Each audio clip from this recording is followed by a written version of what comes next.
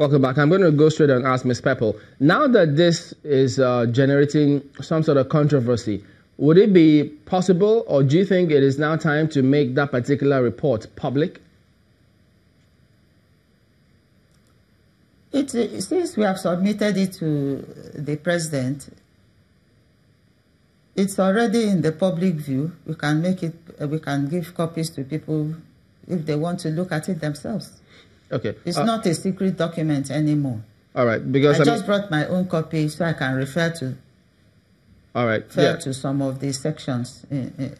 Right, because I think is relevant to our discussion. All right, but let me pick up Mr. Bello Bakindo on some of those figures that you read out about states and some of the proposals that they've had.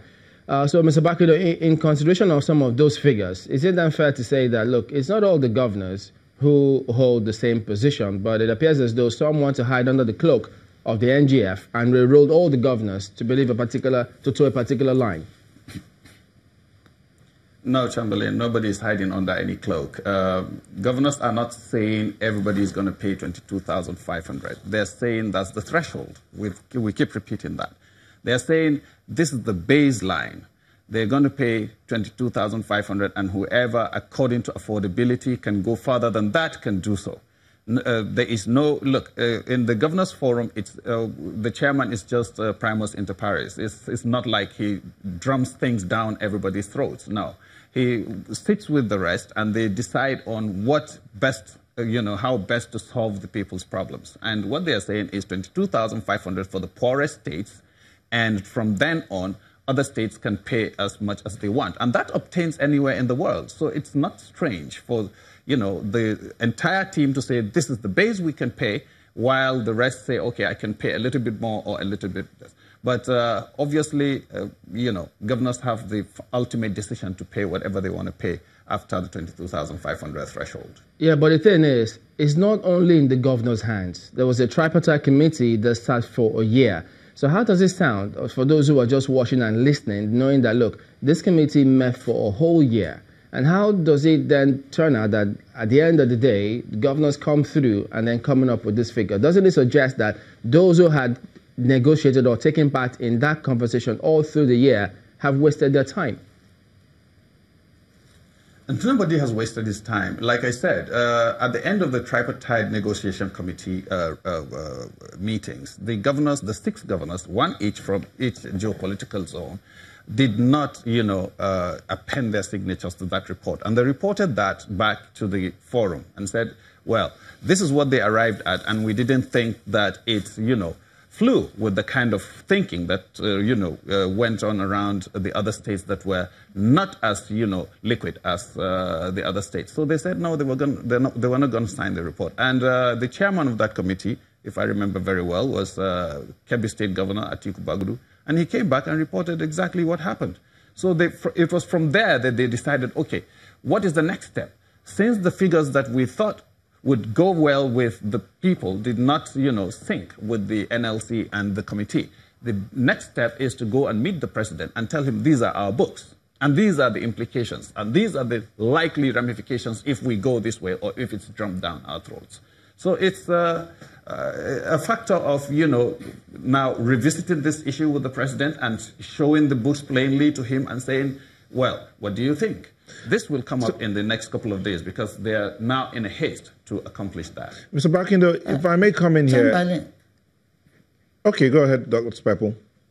May I say something? Yes, please. I did say during our discussion that the Governor Bagudu gave us the figure from the Governors Forum on Monday, the 5th of November. And at that time, we had concluded our work. It was just one chapter to put the figure and then submit the report. For them to say their figures were not accepted, we said it was late. Yes, indeed, let truth be told to Nigerians, to the world, that that figure, as at that day, was late. Because there was no way there was going to be a strike the next day, and we were anxious to finish our work. Let it not be that we did not complete our work. Maybe that's the reason why the strike went on. We had completed our work. We had come to agreement on a figure. What normally happens why didn't they give us all that figure all the while, like you said, Chamberlain, for 1 year, and we made various entreaties, even going to the Governors Forum. I wrote a letter even to the SGF after we went to visit them on that 18th of July. In August, I wrote a letter to the SGF saying, we have completed the assignment, but we still have 2 challenges. One is the figure from government, one is the other figure from the Governors Forum. And we still did not get any response from them. That day we met till 5th of November, we met till almost 12 midnight. Was that when we are going to go back to rework the figures? And Labour was insisting that even the president should receive the report that night on the 5th.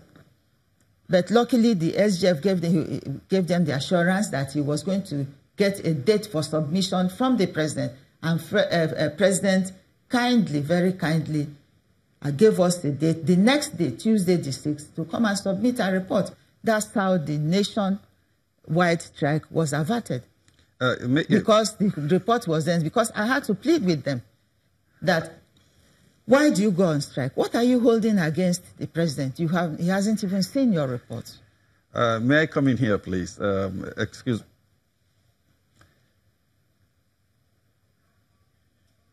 Yes, one of my takeaway from what Madam just said is that, you know, Labour was insisting that they were going on strike and things like that. And I think that is probably what Labour continues to capitalize on, that people would definitely pander to their, you know, urgency to go on strike and things like that.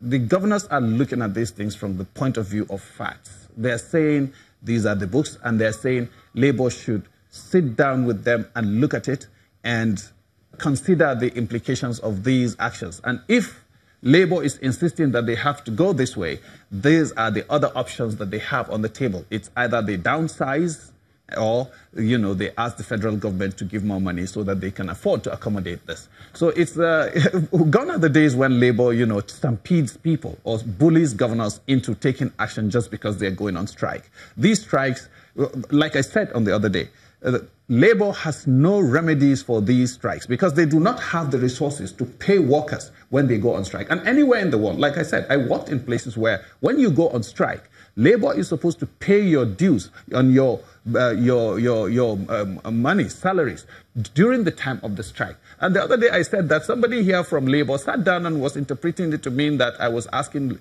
Labour to pay the entire state. That's not what it is. People must put things into perspective.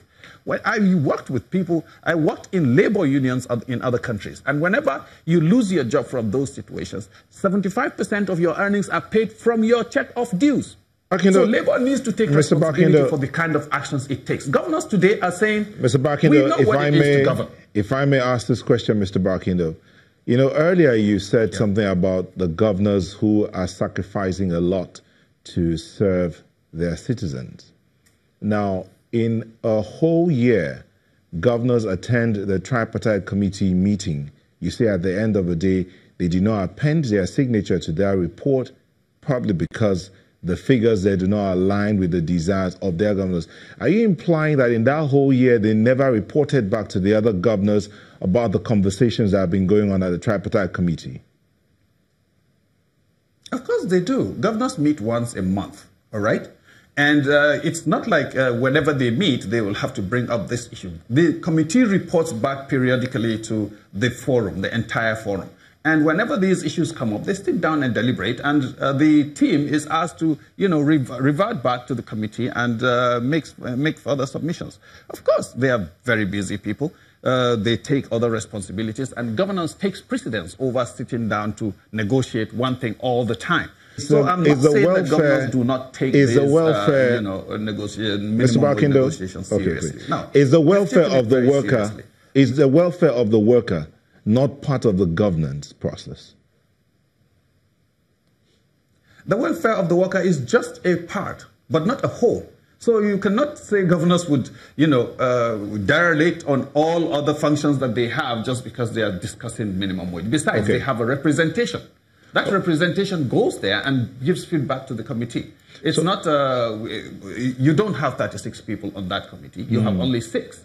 And these 6 must sit down over and over. Remember, the last time they had a meeting on the 30th of October, they insisted that all governors must be present, no representations at all, so that they can, finish up on this issue and revert back to the committee. So governors take these things seriously. I don't like people, just sitting down in their offices and throwing governors under the bus. It doesn't work like that. These governors are no longer layabouts that you just sit down and say, this is what must happen with you, and they just pander to those wishes. It's not the time again.